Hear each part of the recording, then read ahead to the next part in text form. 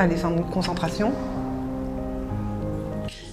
Donc chaque société a ses normes et a ses valeurs, et dans la nôtre, si on parle du Sénégal, on a des valeurs, des tabous, dont notamment la problématique de la sexualité. La sexualité est un tabou, on n'aborde pas cette question de façon aisée ici, ou en tout cas il y a des relais qui en parlent, mais aujourd'hui, force est de constater que dans les familles, le relais autour de ces questions-là se fait de moins en moins, et que les jeunes aujourd'hui se trouvent confrontés à des questionnements sur leur sexualité et qui vont chercher des réponses dans le milieu dans lequel ils évoluent au quotidien, à savoir le digital. C'est pourquoi aujourd'hui, les premiers sites Internet et les premières vidéos consommées par notre jeunesse sont des vidéos à caractère pornographique. Les chiffres nous le montrent.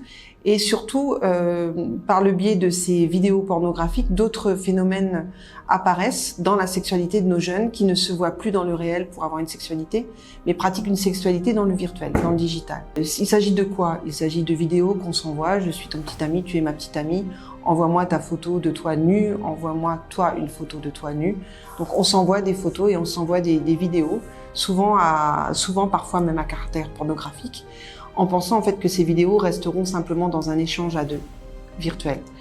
Aujourd'hui, on est face à un phénomène de plus en plus dense, c'est ce qu'on appelle revenge porn, où en fait ces vidéos se retrouvent sur la place publique, se retrouvent partagées entre jeunes, mais aussi entre moins jeunes.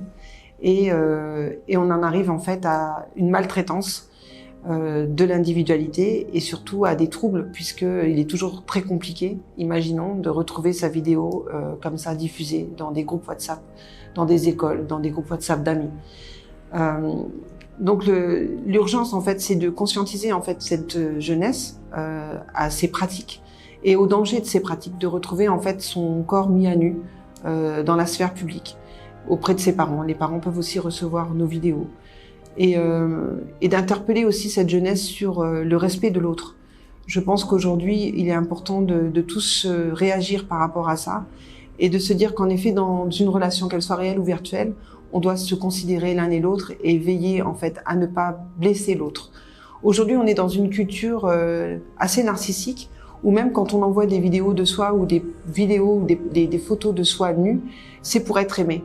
On est en quête en fait d'amour quand on fait ça, et on pense qu'en effet en envoyant cette vidéo ou cette photo, on va être plus aimé. C'est ça qu'on recherche en premier, mais on n'est pas dans cette idée que demain cette vidéo peut être utilisée contre nous. Et c'est ça le revenge porn. C'est en fait une vidéo que j'ai envoyée à ma petite amie ou à mon petit ami dans une volonté de créer du lien avec lui, de lui prouver mon amour. Mais après, il faut souhaiter que cette relation perdure dans l'amour. Puisque quand l'amour s'arrête, c'est là où la vidéo est très souvent partagée.